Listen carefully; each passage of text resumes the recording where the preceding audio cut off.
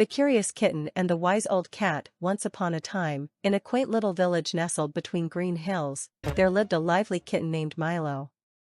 Milo was small, with soft golden fur and bright, curious eyes that seemed to sparkle with mischief.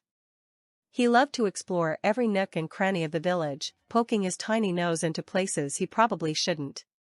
One sunny afternoon, while chasing a butterfly, Milo wandered far from his home. He reached the edge of the village, where a dense, mysterious forest began. The trees stood tall, their thick branches forming a canopy that let only slivers of sunlight through. Milo's curiosity got the better of him, and despite feeling a little nervous, he decided to venture in. As Milo trotted deeper into the forest, the chirping of birds and rustling of leaves faded, replaced by an eerie silence. Soon, he found himself lost. The once-adventurous kitten now felt scared and alone. He meowed loudly, hoping someone would hear him.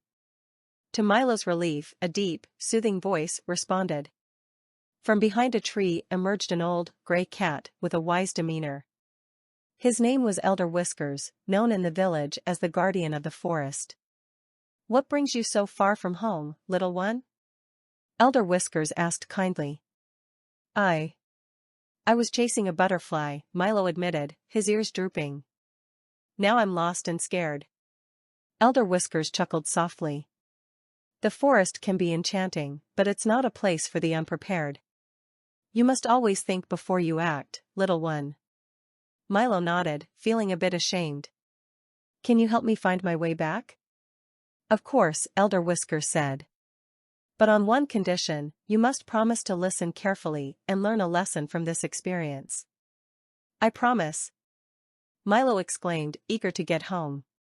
As they walked through the forest, Elder Whiskers shared his wisdom.